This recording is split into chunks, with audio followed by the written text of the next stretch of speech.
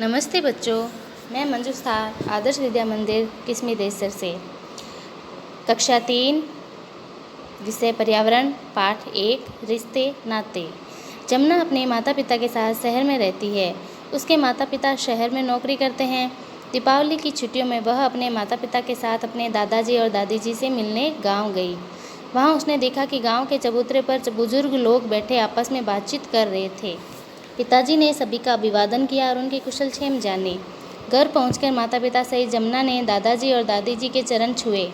दादी जी ने जमुना को अपने पास खाट पर बैठा लिया और लाड करने लगी। जमुना ने दादी जी से पूछा कि गांव में चबूतरे पर इतने सारे लोग क्यों बैठे हुए थे। वे सभी लोग आपस में दीपावली के त्यौहार के संबंध में चर्चा कर रहे हैं। दादी जी ने बताया दीपावली के दूसरे दिन जमुना अपनी माँ के साथ गांव में सभी लोगों के यहाँ मिलने गई। माँ सभी बड़ों के चरण छूती, बड़े लोग आशीर्वाद देते। पूरे दिन यह चलता रहा। शाम को जमुना जब घर लौटी तो दादी जी से कहा, दादी जी गांव में तो बहुत बड़े बड़े घर हैं। दादी जी ने कहा, हाँ बेटा, यहाँ पूरा परिवार साथ रहता है, दादा दादी, ताऊ ताई, चाचा चाची और उनके बच्चे। जब बच्चों देखो, इसने कहा यहाँ पूरा परिवार साथ रहता है। जिस परिवार में दादा दादी, ताऊ ताई, चाचा चाची और उनके बच्चे, हमारे माता पिता और हम साथ में रहते हैं, वह होता है संयुक्त परिवार। ठीक है। और जो एकल परिवार होता है उसमें मम्मी पापा और उनके बच्चे ही रहते हैं। जमुना कहती है, दादी जी हमारे वहाँ तो ज़्यादातर घरों में माता पिता और बच्चे ही रहते हैं। तो जमुना ने कहा वो क्या होता है, एकल परिवार, और जो दादी जी ने कहा वो होता है संयुक्त परिवार। अब नीचे आपको एक सारणी दे रखी है, उसमें आपके परिवार में कौन कौन है, उनके साथ आपका क्या संबंध है वो बताना है।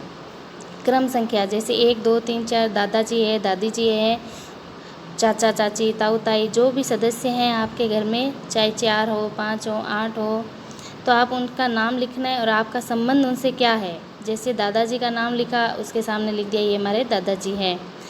दादी जी का नाम लिख दिया और उसका संबंध क्या है, दादी जी। ताऊ जी का नाम लिखा, आगे संबंध में लिखना है ताऊ जी। इसी प्रकार आपको ये सारणी भरनी है आज।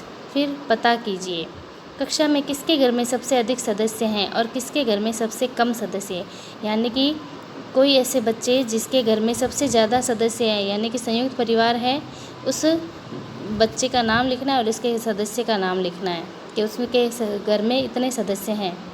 और किसके घर में सबसे कम सदस्य है, वो बच्चे का नाम लिखकर उसके सदस्यों की संख्या लिखनी है। आप में से कौन कौन अपने दादाजी और दादी जी के साथ रहते हैं और कौन कौन दादाजी और दादी जी के साथ नहीं रहते। यानी कि जो संयुक्त परिवार में रहते हैं वो अपना नाम लिखेंगे और जो मम्मी पापा के साथ रहते हैं, दादा दादी जी के साथ नहीं रहते हैं, वो अपना नाम लिख के ये 2 क्वेश्चन और करेंगे। धन्यवाद।